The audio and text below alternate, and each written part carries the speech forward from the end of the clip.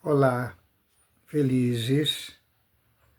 Vamos continuar falando da administração do sagrado.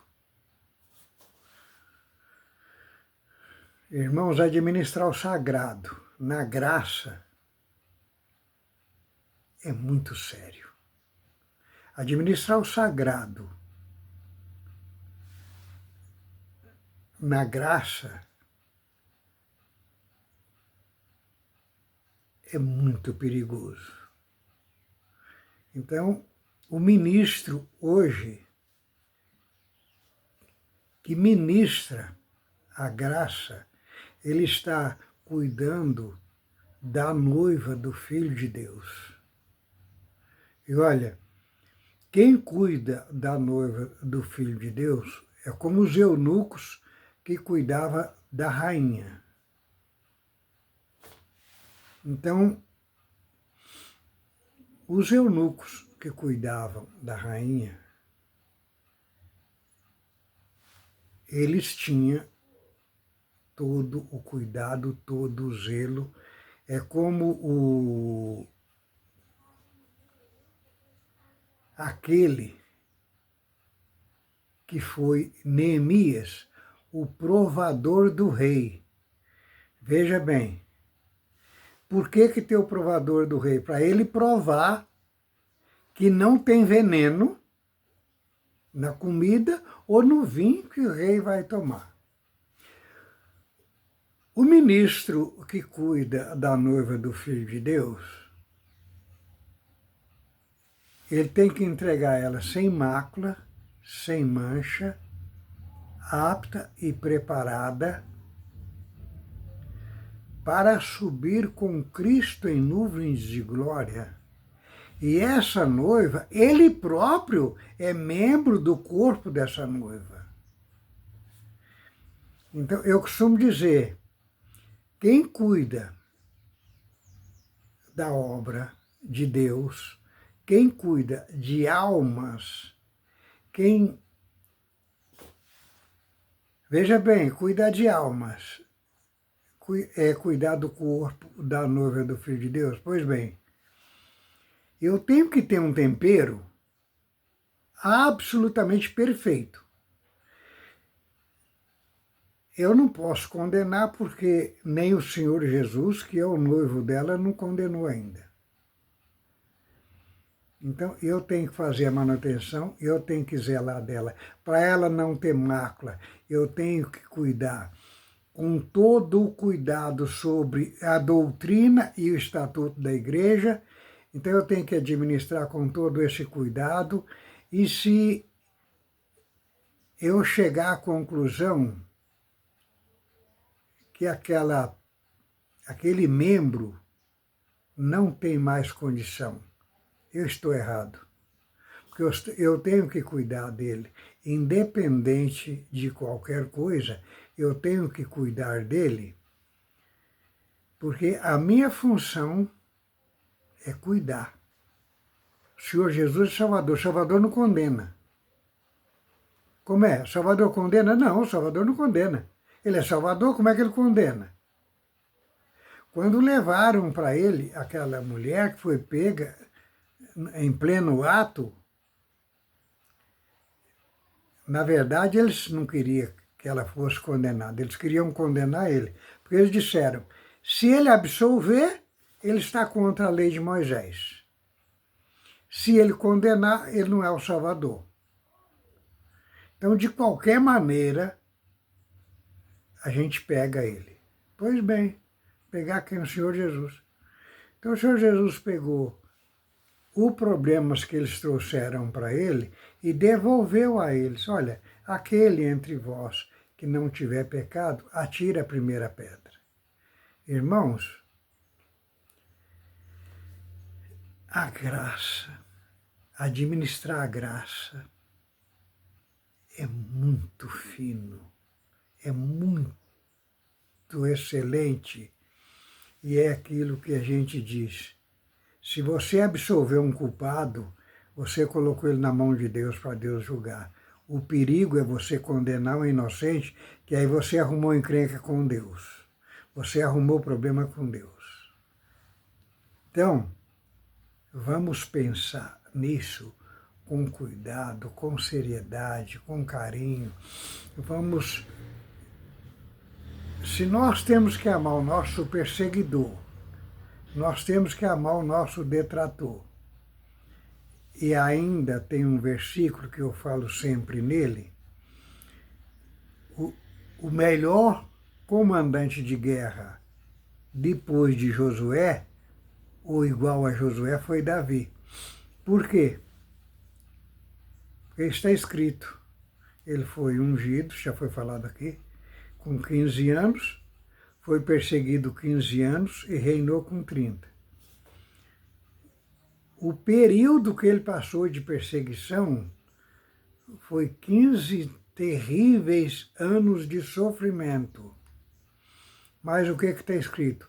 E um espírito mau da parte de Deus tomou a Saul para ensinar a Davi e adestrá-lo na guerra.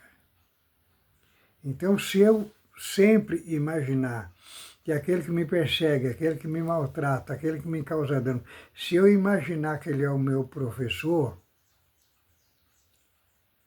eu vou sempre amar ele, eu vou sempre considerar ele, eu vou sempre ter zelo por ele, porque ele está me ensinando. Então, um irmão me humilha, me maltrata, me chama de qualquer coisa, meu Deus, ele está me marcando com a marca do meu pastor, que é o Senhor Jesus. E olha, eu tenho que ter amor por ele, eu tenho que ter carinho a ele, porque ele é o meu professor. Ele está me ensinando humildade, ele está me ensinando a perdoar, ele está me ensinando a suportar. Quando é que o espírito da razão vai sair do meio dos ministros? Eu não estou nem falando dos membros, estou falando dos ministros. Porque eu tenho razão, porque eu estou certo, porque eu vou fazer, porque eu vou dar a resposta. O nosso modelo não se defendeu, não se justificou, não teve razão, não julgou ninguém, jamais procurou culpado. Esse é o nosso modelo. Então, quem condena está condenando em nome de quem? Do Senhor Jesus? Não é. Quem está condenando, como já foi dito, está condenando a si próprio e a sua própria casa. Porque o Senhor Jesus sequer julgou alguém. Nós temos que ter muito discernimento. Irmãos, eu sou perfeito. Ninguém é perfeito. Todo mundo é falho, todo mundo é fraco, todo mundo é sem entendimento. Ninguém é melhor do que ninguém nessa graça. Porém, se nós nos mantivermos, ou tentar o tempo todo, porque o que Deus nos pede? Esforça e tenha bom ânimo e guarda o livro dessa lei. Obedeça o que está escrito na lei de Moisés. Hoje, obedeça o que está escrito no estatuto do Messias, ou do Senhor Jesus, que é o Sermão da Montanha e os pontos de doutrinas complementares. Obedeça isso.